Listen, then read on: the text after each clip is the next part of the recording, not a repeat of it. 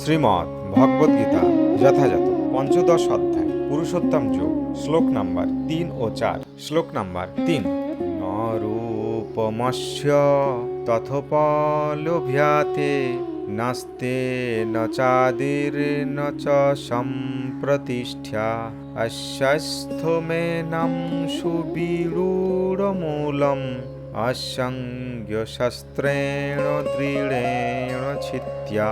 শব্দার্থ: ন না রূপম রূপ অশ্ব এই বৃক্ষের, হই এই জগতে, তথা ও উপলভ্যাতে উপলব্ধ হয়, ন না অন্ত শেষ, ন না চ ও আদি শুরু, ন না চ ও সম্প্রতিষ্ঠা সম্যক স্থিতি, অশ্বস্থম অস্বস্থ বৃক্ষ, এনাম এই, সুপ্রিম সুদৃঢ়, মূলম মূল, অসঙ্গ শাস্ত্রেণ বৈরাগ্যরূপ অস্ত্রের দ্বারা, দৃঢ় তীব্র, ছিত্যা ছেদন করে। শ্লোক নাম্বার 4।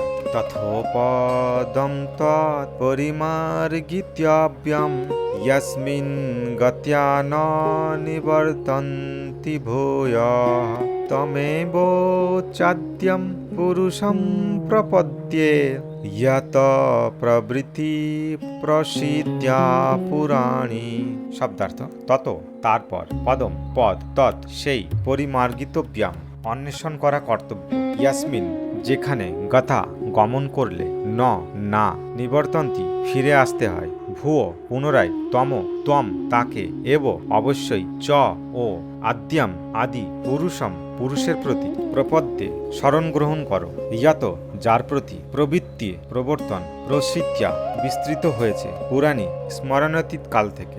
অনুবাদ: এই বৃক্ষের স্বরূপ এই জগতে উপলব্ধ হয় না, এর আদি অন্ত ও স্থিতি যে কোথায় তা কেউই বুঝতে পারে না। তীব্র বৈরাগ্যরূপ অস্ত্রের দ্বারা দৃঢ় মূল এই বৃক্ষকে ছেদন করে সত্য বস্তুর অন্বেষণ করা কর্তব্য, যেখানে গমন করলে পুনরায় ফিরে আসতে হয় না। স্মরণাতীত কাল হতে যার থেকে সমস্ত কিছু প্রবর্তন ও বিস্তৃত হয়েছে, সেই আদি পুরুষের প্রতি শরণাগত হও। তাৎপর্য: এখানে স্পষ্টভাবে বলা হয়েছে যে এই অসত্য বৃক্ষের প্রকৃত রূপ এই জড়জগতের পরিপ্রেক্ষিতে বুঝতে পারা যায় না, যেহেতু তার মূল ঊর্ধ্বমুখী, তাই প্রকৃত বৃক্ষটির বিস্তার হচ্ছে অপর দিকে।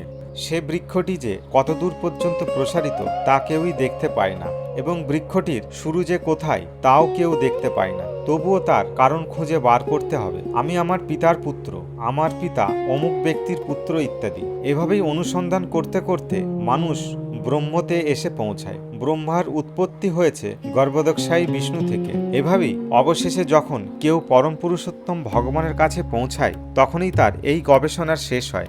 ভগবত তত্ত্বজ্ঞান সমন্বিত সাধুদের সঙ্গের মাধ্যমে এই বৃক্ষটির উৎস পরম পুরুষোত্তম ভগবানের অনুসন্ধান করতে হবে। তার ফলে যথার্থ জ্ঞানের প্রভাবে ধীরে ধীরে এই জড়জগতের বিকৃত প্রতিফলন থেকে মুক্ত হওয়া যাবে। এইভাবেই জ্ঞানের দ্বারা জড়জগতের সংযোগ ছিন্ন করে চিৎ জগতের বাস্তব বৃক্ষে অধিষ্ঠিত হওয়া যায়। এই প্রসঙ্গে অসঙ্গ কথাটি অত্যন্ত তাৎপর্যপূর্ণ, কারণ ইন্দ্রসুখ ভোগ করার এবং জড়জগতের উপর আধিপত্য করার আসক্তি অত্যন্ত প্রবল। তাই প্রামাণ্য শাস্ত্রের ভিত্তিতে ভগবত তত্ত্ববিজ্ঞান আলোচনা করার মাধ্যমে এবং যথার্থ জ্ঞানী ব্যক্তির কাছ থেকে ভগবানের কথা শ্রবণ করার মাধ্যমে বিষয়ের প্রতি অনাসক্ত হওয়ার শিক্ষা গ্রহণ করতে হবে। ভক্ত সঙ্গে এই ধরনের আলোচনা করার ফলে পরম পুরুষোত্তম ভগবানের সমীবর্তিত হওয়া যায়। তারপর সর্বপ্রথমে যা অবশ্য করণীয় তা হচ্ছে তার শ্রী চরণারবিন্দে আত্মসমর্পণ করা।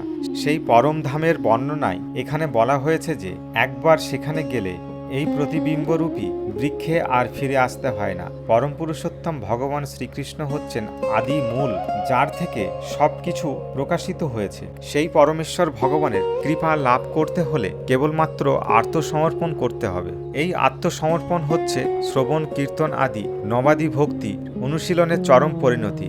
এই জড়জগতের বিস্তারের কারণ হচ্ছেন ভগবান। ভগবান নিজেই ইতিমধ্যে সেই সম্বন্ধে ব্যাখ্যা করে বলেছেন, অহম সর্বস্ব প্রভ, আমি সব কিছুরই উৎস।